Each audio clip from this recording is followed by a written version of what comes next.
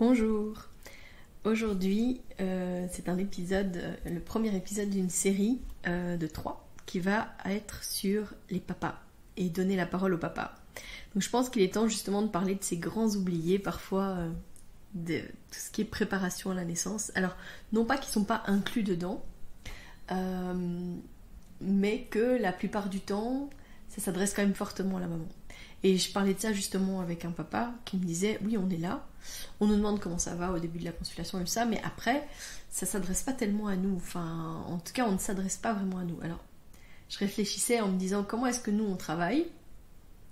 Je pense que Mélanie comme moi on essaye au maximum de s'adresser aux deux parents, que ce soit la maman et le papa ou la deuxième maman si c'est un couple de femmes. Mais qu'effectivement il y a des choses peut-être où on s'adresse plus à la maman. C'est compliqué en fait de remettre un peu en perspective la manière dont on travaille a posteriori. J'entendais du coup cette demande de papa et je me suis dit il est temps d'en parler parce que par exemple on a rangé notre bibliothèque là la semaine dernière et je me suis rendu compte que quasi tous les livres qu'on avait sur les papas étaient sur le ton de l'humour. Mais l'humour un peu vache comme ça, enfin, ceux que je lisais, je me disais, attends, on pense d'office que les papas, ils sont bêtes au point de ne pas savoir mettre une couche, enfin changer une couche, ou mettre un body, enfin il existait même un kit avec un body à l'intérieur, avec des flèches qui disaient la tête c'est par là, le bras droit, le bras gauche, enfin, je me dis, ok c'est sur le ton de l'humour, mais en fait ce que ça appuie, c'est qu'on pense que les mères, elles sont plus prêtes à s'occuper d'un bébé et les pères, ils ont besoin de trucs aussi bêtes que cette histoire de body.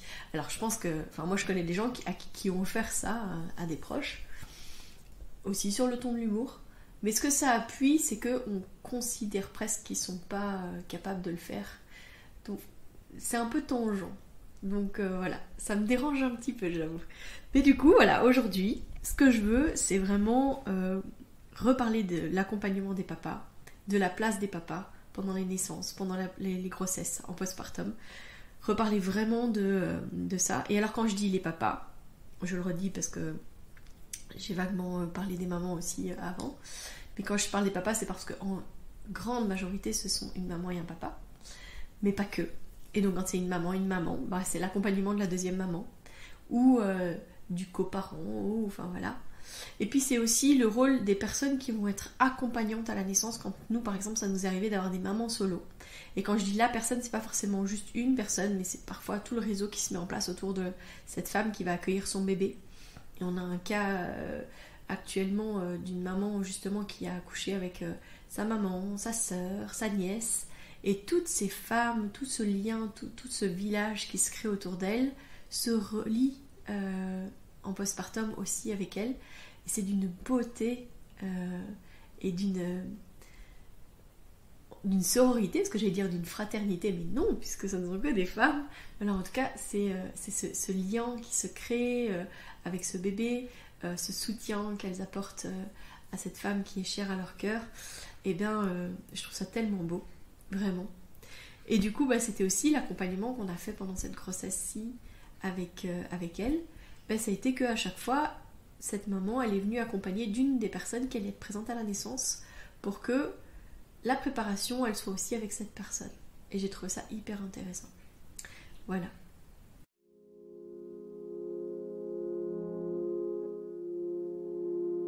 Bienvenue dans Bulle de Sage-Femme, le podcast qui déconstruit les croyances, démystifie les peurs sociétales, redonne toute sa place à la physiologie des femmes qui savent enfanter dans leur pleine puissance, mais aussi des bébés qui savent se mettre au monde.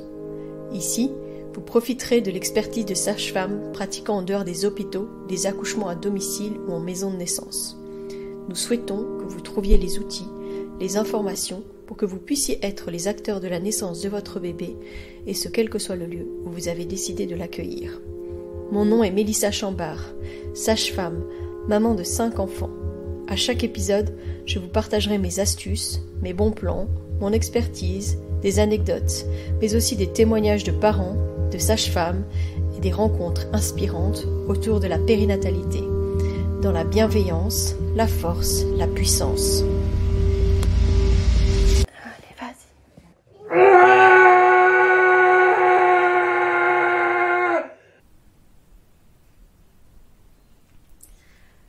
Donc la naissance, c'est vrai que je vous le présente très souvent comme un rite initiatique. Et quand on entend d'ailleurs le cri de cette femme là, dans la présentation du podcast, qui pousse tout et qui donne tout là, pour remettre au monde son bébé, si j'ai choisi ce son-là, c'est parce que c'était justement transcendant de ce qui se passe à ce moment-là, de ce passage particulier qu'est la naissance, que ce soit pour le bébé finalement, mais aussi pour la mère. Et souvent, le grand oublié de l'histoire, c'est le papa. Alors, non pas qu'on ne pense pas à eux, mais on met souvent l'accent justement sur ce que traverse physiquement et psychiquement la femme au moment du travail, mais on ne pense pas à ce que traverse finalement aussi physiquement, et quand ils le disent pendant le travail, souvent on les regarde avec des gros yeux, l'air de dire « chut, tais-toi ». Je suis la première à le faire hein, quand il y en a un qui me dit « oh, j'ai un peu mal au dos quand même ». Tu rigoles ou quoi ? T'as vu ce qu'elle est en train de faire là, ta femme? Tu vas me dire que t'as mal au dos? Ou alors quand ils montrent qu'ils ont mal aux mains parce qu'elle a serré tellement fort leurs mains, etc. C'est à la fois ironique, mais à la fois c'est vrai qu'on ne reconnaît pas finalement ce qu'eux ils traversent à ce moment-là. Parce qu'ils vivent pas, ils n'ont pas les hormones que la femme pendant le travail. Parce que clairement ils ne le vivent pas dans leur corps. Et que je pense que c'est hyper difficile de voir la personne qu'on aime traverser une situation aussi intense que la naissance. Parce que je crois qu'ils voient leur compagne dans un tel état physique, psychique, tellement fort, intense, bouleversant, que ça peut être vraiment aussi bouleversant pour eux. On parle souvent d'un grand saut, de gros rites initiatiques pour les femmes, mais c'est aussi un énorme saut dans l'inconnu pour les hommes. D'autant plus que la plupart du temps, alors oui, il y a les préparations à la naissance, etc., où on espère bien qu'ils sont venus en consultation prénatale, qu'ils ont eu de la prépa avec nous. Mais en tout cas, je parle pour nous, on aime bien les avoir et on le redit souvent. Quand on les voit pas, on dit « ah, mais ils viendraient pas la prochaine fois, parce que ce serait bien qu'on le voit, ce serait bien qu'ils puissent nous poser ces questions, etc. » Parce qu'ils ont pour nous une place centrale. Mais il y a plein d'endroits où finalement ils sont pas forcément présents. Sans parler de la période Covid, là où on a eu, où vraiment les papas ils étaient complètement évincés de la salle d'accouchement, évincés des consultations. Ils pouvaient même pas être là pour les échographies, etc. Donc c'est la preuve qu'on considérait que c'était accessoire, enfin voilà, on pouvait se passer de la présence des papas, alors que en fait c'était tellement stressant de vivre cette période où justement on a eu énormément de demandes de suivi dans ces moments-là, parce que les femmes elles se disaient mais moi je pourrais pas le faire s'il est pas là. Donc ça n'avait rien d'accessoire. Et ça n'a rien d'accessoire. Donc souvent en plus ils sont moins préparés dans le sens où en plus des préparations etc, souvent les femmes elles regardent des comptes Instagram, elles écoutent des podcasts, elles lisent des livres, enfin voilà.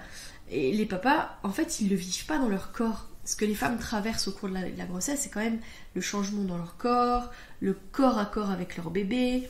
Donc, toute leur attention est portée là-dessus. Et puis, elles savent très bien que c'est elles qui vont devoir le faire. Donc, la manière de se préparer est totalement différente. En mode, c'est moi qui vais faire le marathon. C'est moi qui vais ravitailler le marathon.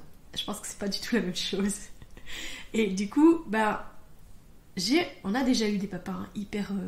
présents, hyper préparés, qui avaient regardé des vidéos, téléchargé, acheté des vidéos, échangé avec leurs femmes, etc. Évidemment qu'il y en a. Mais c'est pas la majorité. Et la plupart du temps, ce qui se passe réellement, c'est que c'est une réelle découverte au moment de la naissance. C'est pour ça que moi, des fois, je leur dis, est-ce que tu as déjà vu une vidéo d'accouchement ? Enfin, est-ce que tu as déjà été voir une vidéo d'accouchement ? Et je dis, pas n'importe quel accouchement, hein, des accouchements physiologiques, quoi. Hein. Ne regarde pas des trucs qui vont te faire oh non, un peu comme les vidéos qu'on nous montrait quand on est en secondaire, pour nous parler justement de l'accouchement, de la naissance, etc. Qui est assez traumatisante comme vidéo. Mais par contre, de nos jours, on trouve vraiment des belles vidéos de naissance physiologique, beaucoup qui ont été tournées aux États-Unis ou au Québec, enfin au Canada, dans des centres de naissance, etc. On peut voir même des naissances de jumeaux, de naissances de sièges, enfin, tout est accessible, quoi. Donc il y a vraiment moyen de se préparer en visualisant réellement ce que c'est que la naissance. Après, c'est jamais brut de décoffrage, hein. Il y a toujours une petite musique, il y a toujours des fois des petites étoiles, des machins autour de tout ça. mais ça permet quand même de voir du concret, quoi. Donc moi je leur propose souvent et je leur dis tiens, est-ce que tu as regardé des vidéos, plus pour que ce soit finalement pas le brut de décoffrage comme ça. La première chose qu'ils vont découvrir, c'est comment est-ce que ça va se passer au moment de la naissance de leur bébé, parce que je pense que ça peut être aussi hautement traumatisant pour les papas. Alors il y a un gros sujet autour justement du trauma chez les papas. On pense toujours que ce qui va les traumatiser, c'est de voir le sexe de leur femme, la vulve qui vient s'emplier, puis ce bébé qui vient ouvrir le passage, puis la poussée et la sortie de la tête du bébé, etc. Alors ça, c'est imaginer que ce qui va traumatiser les papas et qui va les empêcher après de toucher leur femme et qui va travailler au niveau de leur libido, c'est uniquement d'avoir vu le sexe de leur femme laisser passer le bébé. Alors on a clairement cette discussion-là pendant les préparations à la naissance, et on le dit, on parle clairement, comme je dis, on appelle un chat, on en parle de tout ça parce que ça fait tellement partie finalement de ce qui est véhiculé par la société que les papas ils risquent d'être traumatisés par l'arrivée du bébé. Que moi il y a plein de femmes qui me disent par exemple non, moi je veux pas qu'il regarde, je veux pas que... Ou même en postnatal, ça m'est arrivé de dire à une maman ton homme il pourrait peut-être te mettre l'huile sur ton périnée, l'argile, et elle dit tout de suite non, moi je veux pas qu'il regarde, je veux pas qu'il voit mon sexe dans cet état-là, quoi. Après une naissance, non, je veux pas qu'il voit dans quel état c'est, parce qu'après il voudra peut-être plus me toucher. Voilà. Donc tout ça, c'est véhiculé par la société, et j'explique aussi souvent que finalement, quand on vit pleinement le processus de la naissance, et que les papas ils sont vraiment là en tant qu'acteurs de la naissance, accompagnants, qui voient ce qui se passe, etc. L'accueil du bébé il va se faire totalement différemment. L'arrivée du bébé va se faire totalement différemment de but en blanc comme ça, on l'inclut pas tellement, et puis à la dernière minute on dit vous voulez voir le bébé qui est en train de sortir, etc. Effectivement ça peut être vraiment brut, un peu gore, et si c'est surtout une naissance sur le dos avec les pieds dans les étriers, moi j'avoue que c'est pas très beau. En tout cas c'est ma vision des choses. Quand je regarde des photos de naissance où les femmes elles sont dans la position qu'elles veulent, etc. Et puis des photos de naissance où on est avec les jambes en l'air, le cialytique qui éclaire le périnée, c'est pas du tout la même chose, d'accord? Clairement, vous pouvez essayer de voir les deux, vous comprendrez ce que je veux dire. Mais donc l'image qu'on a n'est pas du tout la même, et les papas qui le sentent pas, en fait, ils n'accueillent pas, donc ils viennent pas au périnée. On a eu ça il y a quelques temps où moi je demande quasi systématiquement en fait au moment où je sais que le bébé va pas tarder, je regarde le papa et je lui dis est-ce que tu veux accueillir ton bébé? Sauf si la maman elle m'a dit qu'elle voulait le faire elle-même, alors je laisse faire la maman. Mais si elle m'a rien dit de particulier sur le souhait de elle-même accueillir son bébé, alors je vais d'office d'abord le proposer au papa. Et ça peut arriver que, dernièrement j'ai un papa qui m'a dit non vraiment je préfère rester auprès d'elle, je préférerais que ce soit toi qui le fasse. Ok, donc c'est moi qui accueille le bébé. À nouveau, j'en parle dans plein d'épisodes, mais on accueille les bébés. On ne fait pas de manœuvre, on ne sort pas les bébés, on ne restitue pas leurs épaules, on ne fait pas de manœuvre active au périnée si c'est pas nécessaire. Et donc dans la majorité des cas, c'est pas nécessaire et les bébés viennent se déposer entre les mains de la personne qui les accueille. Et donc quand on propose au papa, c'est merveilleux de voir avec quelle intention ils accueillent leur bébé et la manière aussi qui supportent et qui soutiennent leur femme à ce moment-là. Parce que souvent je les filme dans ces moments-là parce qu'ils sont tellement touchants. J'ai des papas qui pleurent quand ils accueillent leur bébé. Dernièrement j'avais un papa qui était vraiment qui vraiment regardait sa fille naître. Et puis millimètre par millimètre, on voyait d'abord son front et puis tout doucement ses yeux. Alors quand il a vu ses yeux, j'ai vu vraiment, il était tellement rempli d'émotions, il était en mode « Oh oui, oh !» Il était tout touché de voir sa fille qui était en train de naître. Il a vraiment vu tout son petit visage naître. Et puis il l'a accueilli, mais tellement naturellement, c'était tellement beau, quoi. Donc, les papas, ils sont enclins à vivre ce moment tellement pleinement si on leur en donne l'opportunité. Et je crois que quand on en parle avec eux en prénatal, dans la préparation, quand on parle justement de l'accueil des bébés, de prime abord, alors il y a des papas qui eux sont, dès le début, ils disent ah ouais, moi ça je veux le faire, bien sûr que je veux accueillir mon bébé. Il y en a d'autres qui sont un peu, oh, je suis pas sûre que je veux faire ça, ça m'a l'air un peu bizarre, ou je suis pas sûre que j'aurais envie d'être là à ce moment-là, etc. Enfin, et puis quand ils vivent le moment, quand ils sont vraiment à fond, qu'ils accompagnent leur femme, qu'ils l'encouragent, voilà, qu'ils sont là, la plupart du temps en fait c'est naturellement qu'ils viennent et qu'ils accueillent. Et c'est tellement fort. Je crois que d'avoir une expérience positive justement de l'arrivée du bébé et d'être celui qui l'accueille donne une place tellement forte au papa que ça les encense aussi pour la suite. Parce que ce qui se passe, c'est qu'en postpartum et dans les jours postpartum immédiats, il n'y a rien à faire. Le bébé il est souvent collé, serré avec sa mère. Je dis pas qu'il va jamais passer de moment avec son papa, et au contraire les papas ils ont une grosse place à prendre dans ces moments-là, mais il y a quand même un sentiment un peu de je peux rien faire. Il y a beaucoup de papas qui me disent ça, hein. C'est difficile, c'est frustrant parce que le bébé il pleure et moi je me rends compte que je peux rien faire parce qu'en fait tout ce qu'il veut c'est d'aller au sein et moi évidemment je peux pas lui donner le sein, donc c'est un peu compliqué. Alors on leur donne plein de trucs, d'astuces, de choses qu'ils peuvent mettre en place pour prendre cette position où ils peuvent quand même aider le bébé à passer par exemple des moments où le bébé est douloureux, ou juste aussi rassurer le bébé dans les moments où la maman elle peut-être juste aller prendre une douche ou aller aux toilettes quoi. Donc en rappelant en fait leur position en tant que deuxième parent, c'est vrai, mais avec toute sa place après pour devenir aussi un parent de référence, parce qu'il n'y a pas de premier et deuxième parent.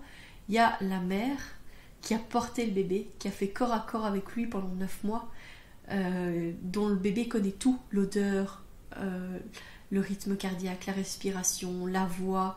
Donc clairement on peut pas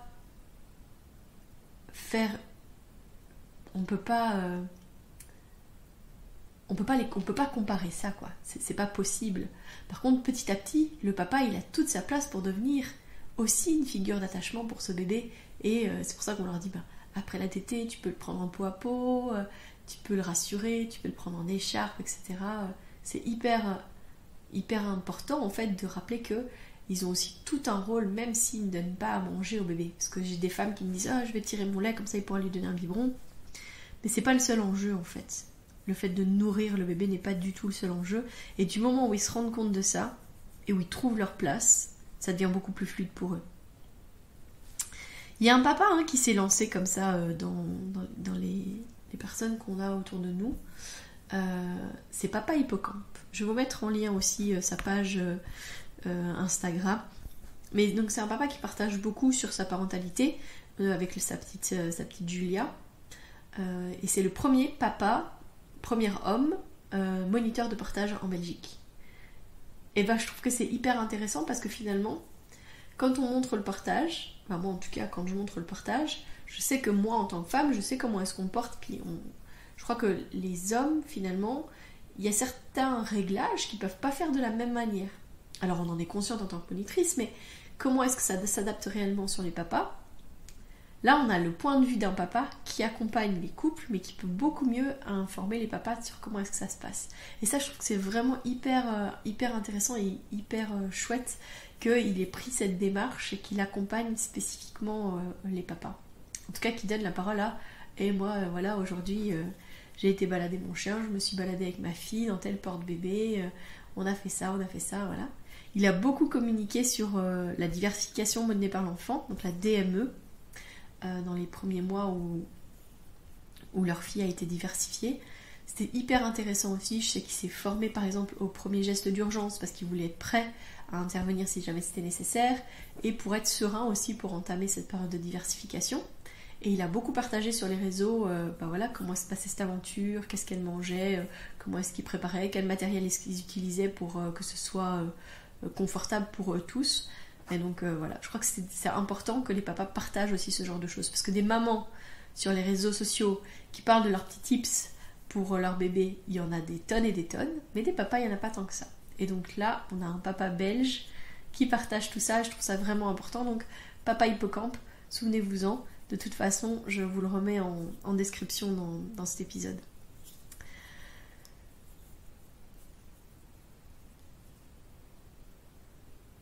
Donc pour revenir à la naissance, on oublie en fait que la naissance, l'arrivée d'un bébé, ça peut vraiment être un élément qui va bouleverser. Et en fait, clairement, c'est important que ce soit pas un élément commun de la vie, voilà, on fait ça comme on va chercher le pain.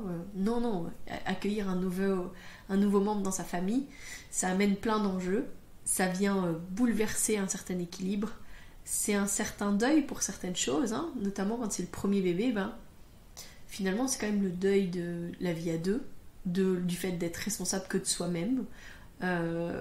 C'est une grande découverte, mais parfois ça amène à beaucoup de questionnements, beaucoup d'angoisse. Parce que il n'y a rien à faire. Être responsable d'un aussi petit être, ça va parfois réveiller aussi des craintes, des angoisses, potentiellement des traumas.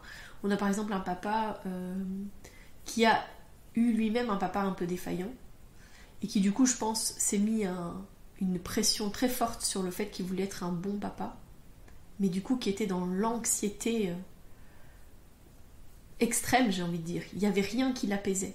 Dans la manière dont on amenait les choses, il arrivait toujours à tourner les choses en mode oui, mais il peut y avoir ça, et ça peut être comme ça. Et enfin, voilà, c'était assez angoissant pour lui, et du coup je pense que c'était difficile à vivre au niveau confort psychique pour lui, parce que à mon avis il était en totale angoisse permanente. On a essayé de l'accompagner là-dedans, mais il y a des moments où je pense que ça a été inadéquat. Et moi notamment, il y a une fois où je lui ai dit, tu peux m'appeler, hein, quand c'est vraiment nécessaire, tu peux m'appeler, mais ne m'appelle pas pour rien, quoi, d'accord ? Et je crois que lui, il aurait eu besoin que je lui dise, tu peux m'appeler à tout moment, à tout instant, 24 heures sur 24, 7 jours sur 7, je répondrai à tes besoins et à tes questions. Sauf que moi, j'ai pas la possibilité de lui donner cette disponibilité-là, et je pense que ça a été mal vécu pour lui. On n'a pas eu l'occasion d'en reparler, mais je sais a posteriori que ça a été difficile pour lui. Donc voilà. On parle peu de l'impact sur les papas.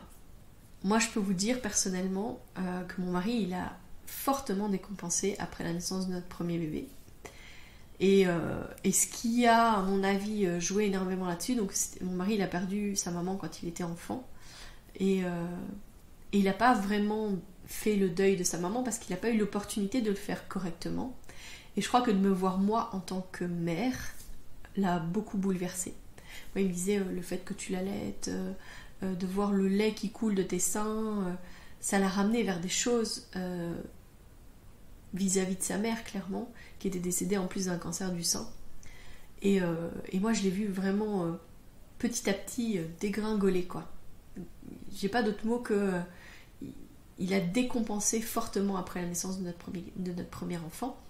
Et il a dû être hospitalisé pour ça pendant plusieurs mois. Donc on parle souvent de la dépression du postpartum, chez les mamans, etc., du baby blues, mais on ne parle pas aussi de l'impact que ça peut avoir sur les papas, que ce soit parce que, peut-être que ils sont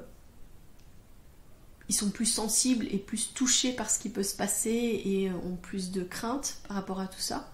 Et c'est pour ça que moi, ce papa dont je vous parle tout à l'heure, il m'a interpellée beaucoup et j'étais beaucoup à l'écoute par rapport à ce qu'il avait et ses besoins, parce que peut-être parce que j'ai cette sensibilité de savoir que ça peut basculer aussi chez les papas. Il y a une telle pression finalement sur les hommes. Alors, là pour le coup je parle des hommes parce que je vous disais, quand je parle de papa, je parle aussi des compagnes, etc. Mais pour les papas, je pense qu'il y a une grosse pression au niveau du fait que ce sont des hommes, hein, que les hommes doivent être virils, etc. On a beau dire que ce sont des choses qu'on ne véhicule plus, mais je crois que c'est faux. Moi, j'entends encore des gens utiliser des formules qui sont parfois choquantes avec des petits garçons, hein, du genre pleure pas comme une fille, les hommes ça pleure pas, machin. Mais on en parle encore alors qu'on essaie de sensibiliser les parents d'aujourd'hui, les jeunes garçons, etc., au fait que l'émotion c'est ok, que c'est pas une mauvaise chose, enfin voilà. Et je crois que vis-à-vis des papas, c'est pareil, être présent, on leur dit tu dois être le roc. Moi je leur dis souvent, toi tu es le roc. Dans les moments de doute, pendant la phase de désespérance, là, quand elle y croira plus, quand elle va dire qu'elle va mourir, qu'elle n'y arrivera pas, que le bébé viendra jamais, etc., toi tu dois être le roc, le phare dans la tempête, hein, et que quand elle y croira plus, toi tu dois encore y croire. Ça leur donne quand même une position où tu dois être fort, d'accord? Tu dois être fort, tu dois être fort. Alors oui, parce que les femmes, elles en ont besoin à ce moment-là. J'en ai déjà vu des papas, notamment un qui m'a beaucoup marqué. C'était une naissance à la maison de naissance. Et elle était dans la piscine. Et vraiment, pendant les contractions, elle criait fort, mais elle criait fort de chercher de la force et de la puissance. Moi, elle nous remuait les tripes, hein, de la manière dont elle donnait du son, là, c'était très, très, très, très, très, très fort. Et lui, il la regardait vraiment avec tout l'amour, je pense, qu'il pouvait y mettre à ce moment-là, avec intensité, etc. Mais il ne nous regardait pas. Alors que souvent, les papas, à un moment ou un autre pendant le travail, ils vont nous regarder, ils vont chercher un peu l'approbation sur est-ce que ce qui est en train de se passer c'est normal? Est-ce que ça c'est ok? Enfin voilà. Il n'a pas besoin de dire les mots qu'on voit dans son regard et puis qu'on fait des petits gestes, on lui fait un petit clin d'œil, on lève le pouce, on lui souffle quelques mots, etc. pour le rassurer. Mais là, en l'occurrence, ce papa, il m'a jamais regardé et il a vraiment été comme ça. Puis vraiment, elle a été très très forte dans les sons. Et je me rappelle lui avoir dit c'est toi qui accueilles le bébé? Et je crois que c'est le seul moment où il m'a regardé et puis il a dit oui. Quand le bébé est arrivé dans la piscine, je lui ai dit c'est maintenant. Donc il a été chercher sa fille. C'était très très beau, très voilà. Et puis quelques jours après, on était à la maison et justement je lui reparle et je lui dis ouah, dis donc, tu m'as impressionné pendant la naissance. T'as rien dit, t'as pas pipé mot, t'as été super et tout ça. Il m'a dit mais Mélie, mais j'avais la trouille. Mais vraiment, il y a vraiment des moments où j'ai eu super peur. Enfin voilà, et ben je dis, bah franchement, tu n'as absolument rien montré. Et je lui dis, t'as été fort pour elle, parce que peut-être que si lui, il avait montré des moments de doute et de crainte, elle aurait eu peur.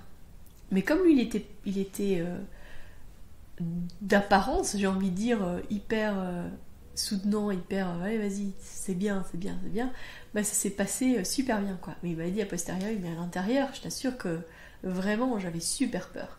Mais ça m'interpelle un peu parce que je me dis, bah en fait il s'est pas retourné vers moi pour que justement j'apaise et que je lui dise c'est ok, tout va bien, tout se passe bien, et puis qu'il puisse se dire ok, on y retourne. Mais il l'a vécu intérieurement tellement fort que ouais, ça aurait pu aussi devenir un trauma finalement. On ne sait jamais ce qui va se passer et la résilience qu'ont les personnes qui vont faire que ça va se passer tout bien en mode c'était intense, c'était fort, mais c'était bon, à un traumatisme en mode j'ai cru que j'allais perdre ma femme, parce que ça aussi je l'ai déjà entendu. Des papas qui ont dit mais moi j'avais l'impression qu'elle a été broyée par un camion, j'ai cru que j'allais la perdre quoi, alors que tout se passait bien. Donc c'était le signe aussi que ouais, clairement, on n'avait pas préparé les choses suffisamment pour qu'il ait les outils pour être serein pendant la naissance. Et ça, c'est difficile. C'est difficile pour eux et puis c'est difficile pour nous aussi. Moi, je dis aussi souvent que les papas, ils sont gardiens de la caverne.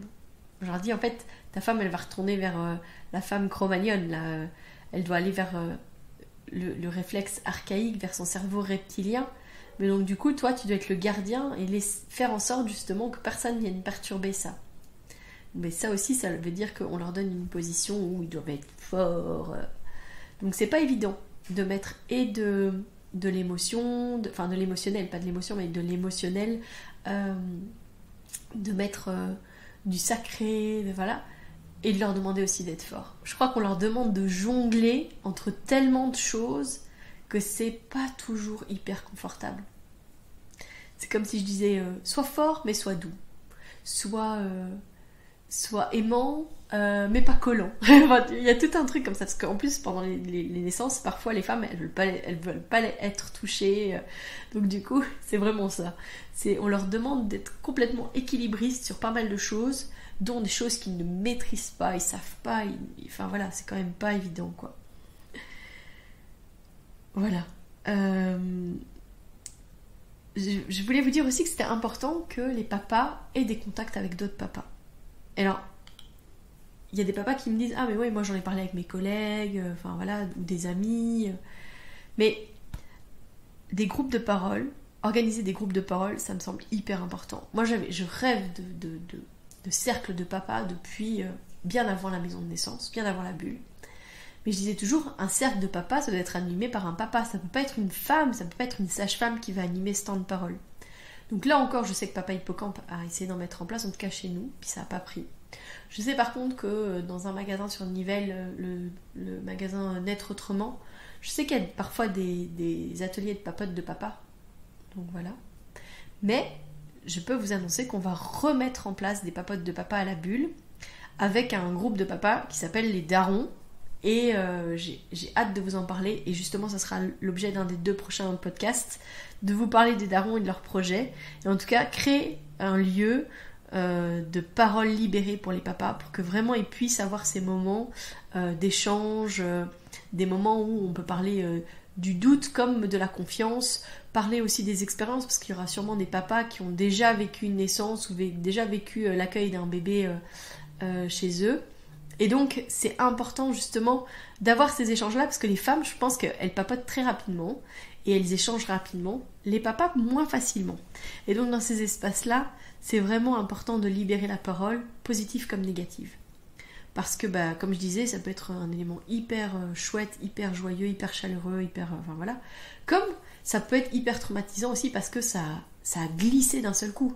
J'ai déjà eu un papa qui m'a appelé parce que sa femme avait dû partir en césarienne d'urgence, qui était tout seul avec son bébé, qui était complètement paumé, qu'on l'avait laissé en coin dans la chambre, l'équipe soignante l'avait laissé dans la chambre, et que lui il était perdu en mode mais je sais pas si elle va bien, je suis perdu, j'ai le bébé mais je sais pas quoi faire. Enfin voilà, il était complètement perdu. Je crois que ça peut être aussi hyper traumatisant. Lui il m'a dit j'étais pas là pour la césarienne mais j'avais peur. Quand on m'a apporté le bébé, j'ai quand même regardé à travers le hublot et j'ai vu que ma femme elle était endormie, qu'elle avait le ventre ouvert, j'ai cru que je la perdais, quoi. Ça, c'est aussi du trauma. Donc, libérer la parole avant et puis après. Parce que avant, c'est justement cheminer sur ce qu'on va traverser. Après, c'est libérer la parole sur ce qu'on a traversé en positif comme en négatif pour pouvoir en nourrir les autres. Et puis pour pouvoir libérer aussi toutes ces choses qui restent à l'intérieur de nous. C'est reconnu quand même que de se libérer de tout ça, c'est comme un fardeau qu'on dépose là. Et je me baladais encore avec ça là, je peux le déposer là et faire autre chose maintenant. Les espaces de parole, c'est super important.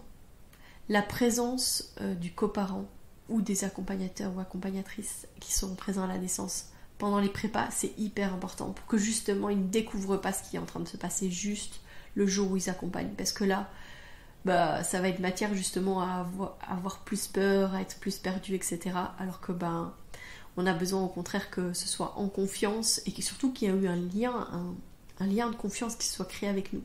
Parce que si, par exemple, au moment où le papa il commence un peu à paniquer en mode qu'est-ce qui est en train de se passer, est-ce que c'est normal, est-ce que c'est pas normal, s'il me regarde mais qu'il n'a pas confiance en moi quand je lui dis que c'est ok, en fait ça servira à rien que je lui dise que c'est ok. Donc vraiment leur donner toute leur place dans les consultations prénatales et dans les préparations à la naissance. Là, les darons dont je viens de vous parler, par exemple, ils me disaient « Est-ce que vous avez un moment où vous faites des prépas où les papas ne sont pas invités ?» Parce qu'ils me disent justement, au cocon, il y a une prépa où on n'invite pas les papas ne sont pas conviés parce qu'on va parler du périnée. Nous, il n'y a pas de prépa où on ne convie pas les papas parce que pour moi, ils doivent tout savoir. D'accord, il n'y a pas à avoir de secret en soi sur ça c'est ok, ça c'est pas ok. Enfin voilà, je sais pas trop. Enfin, je reparle avec mes collègues peut-être sur pourquoi est-ce qu'elles invitent pas les papas, celles-ci, et qu'est-ce qu'elles racontent vraiment qui doit rester entre femmes. Ça m'intéresse. Mais notamment, du coup, ils cherchaient à savoir si on avait ces moments-là pour qu'ils puissent proposer la papote de papa à ce moment-là. Mais peut-être qu'on pourrait proposer, essayer de trouver un moment où justement on fait une papote de maman d'un côté et une papote de papa de l'autre, pourquoi pas. Mais c'est important qu'ils aient aussi leur espace de parole. C'est important qu'ils soient acteurs de la préparation, enfin qu'ils soient témoins de la préparation à la naissance pour pouvoir avoir les outils pour vivre plus sereinement la naissance de leur bébé. C'est important qu'ils soient acteurs de la naissance pour que justement ils ne se sentent pas juste comme spectateurs de ce qui est en train de se passer et qu'ils le vivent mal, parce que quand ils sont acteurs, alors ils le vivent plus sereinement. dans les cas où c'est possible et au maximum, que ce soit eux qui accueillent le bébé si c'est pas la maman qui le fait, parce que ça va lui donner toute une place qui va le porter, le soutenir dans les premiers jours postpartum, les premières semaines de postpartum, où il va être un peu perdu dans son rôle, etc. Soutenir les papas en postpartum, parce que souvent on dit il faut que la maman se repose, etc. Mais ça, c'est pas pour autant que les papas ils sont censés devenir les esclaves de la maison. Donc moi je sais que par exemple, ce qui a été hyper important dans le fait que j'avais décidé de faire un baby moon, donc le fait de rester vraiment collé serré avec mon bébé, et j'ai fait ça pour ma petite Catherine comme ma petite Claude, rester collé serré avec ma bébé, donc rester au lit avec elle, etc. C'était bénéfique pour moi, je savais que ça rajoutait une très grosse charge de travail à mon mari, et donc le deal c'était que on mettait en place des personnes qui sont venues nous apporter des plats, des repas pour manger. Parce que le truc que déteste faire mon mari, c'est à manger. Donc le fait que les gens nous apportaient à manger a vraiment fait en sorte de prendre soin de lui. Parce que je pense que s'il avait dû faire à manger pendant tout ce temps-là, en fait il aurait super mal vécu cette période-là. Alors que là, voilà, c'était fluide, c'était bon, c'était ok. Donc soutenir les papas aussi en postpartum, c'est hyper important. Leur donner la parole, c'est important. Voilà. Je crois que c'est la conclusion d'aujourd'hui. Et je vous donne rendez-vous la semaine prochaine pour continuer à parler des papas. Et d'ici là, que tout aille bien. Si vous souhaitez échanger à propos des différents sujets abordés dans ce podcast, vous pouvez interagir sur les posts dédiés à chaque épisode sur nos réseaux sociaux Facebook et Instagram. Vous pouvez également me joindre par email à melissa.chambard@gmail.com. Je serai également ravie de collaborer avec vous, que ce soit pour un témoignage, une rencontre ou pour savoir quel sujet vous intéresserait à l'avenir. Je vous invite à vous abonner pour ne rien louper des prochains épisodes, mettre des étoiles, des commentaires et surtout à partager pour faire rayonner, voyager ce podcast, pour démystifier l'accouchement en dehors de l'hôpital, parler de ses suivis, de ses naissances et continuer à accueillir en douceur les adultes de demain.